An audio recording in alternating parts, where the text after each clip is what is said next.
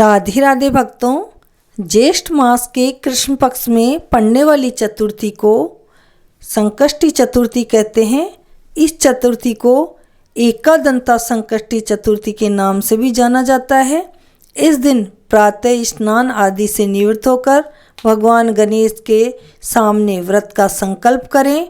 पूजा स्थल को अच्छी तरह साफ स्वच्छ करके धुलाई करें और वहाँ पर एक पाटे पर गणेश जी का मूर्ति या चित्र स्थापित करें।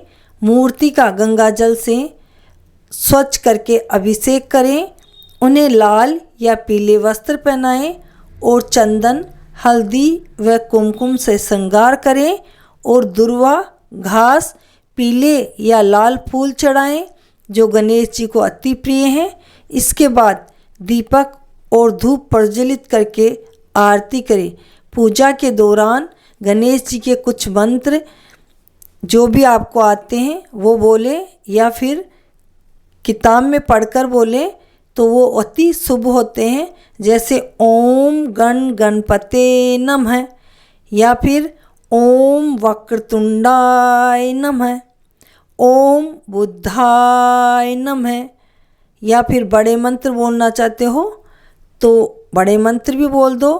गजाननम भूत गणादि सेवितम कपित जम्बूफल चार वक्षम उमा सुतम शोक विनाशकारकम नमामि विघ्नेश्वर पाद पंकजम।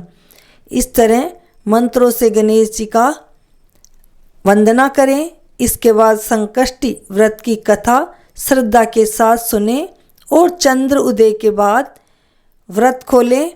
चंद्रमा को अर्घ देकर फिर व्रत का पारण करें। व्रत खोलने के पश्चात सात्विक भोजन करें और अपनी सामर्थ्य के अनुसार दान करें। आइए अब सुनते हैं संकष्टी चतुर्थी की व्रत कथा। एक दंत करिवर वदन मुद मंगल दातार, कथा कहूँ मैं आपकी मूसक के अवतार। आइए अब सुनते हैं संकष्टी चतुर्थी की व्रत कथा। एक दंत करिवर वदन मुद मंगल दातार, कथा कहूँ मैं आपकी मूसक के अवतार।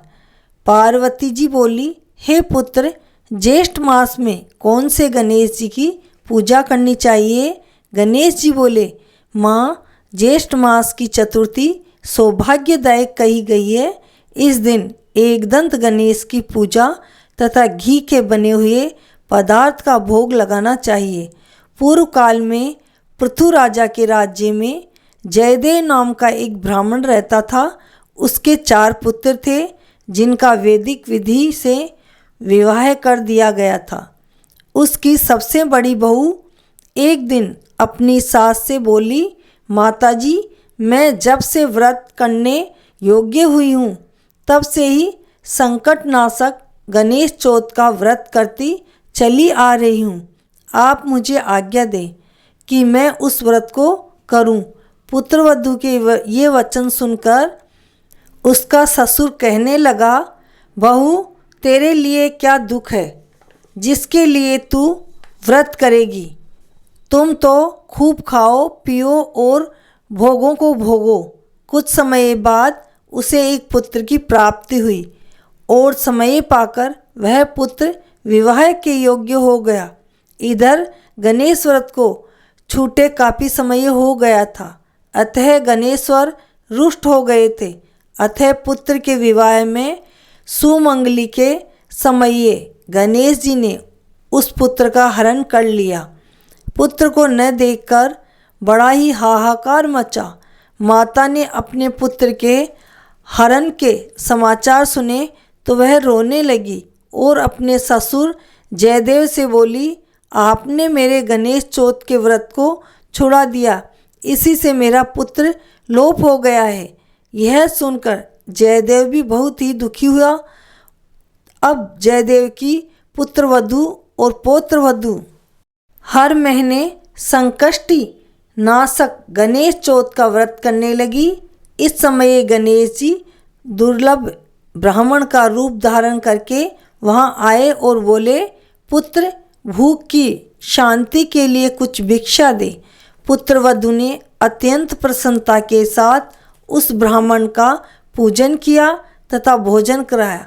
ब्राह्मण रूपधारी गणेश जी बोले, भद्रे, मैं तुम पर प्रसन्न हूँ, वरदान मांगो। जयदेव की पुत्र वधु बोली, विघ्नहर्ता, अगर आप प्रसन्न हैं तो मेरा पुत्र मुझे पुनः प्राप्त हो।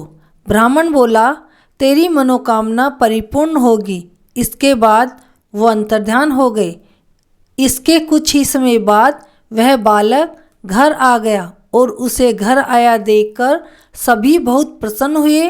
वेद विधान के अनुसार शेष विवाह कार्य संपन्न हुए और वह भाग्यवती अपने पति के साथ प्रसन्नता को प्राप्त हुई। ज्येष्ठ मास की चौथ सभी कामनाओं को पूर्ण करने वाली है। इस दिन व्रत करने वाले को एक दंत गणेश जी का पूजन करना चाहिए। श्री कृष्ण युधिष्ठिर से बोले, राजन, तुम शत्रुनाश के लिए भी इस व्रत को करो, तुम्हारी सभी मनोकामनाएं पूर्ण होगी और शत्रु पर तुम्हारी विजय होगी। बोलो गौरी पुत्र गणेश जी की जय, विघ्नहर्ता की जय।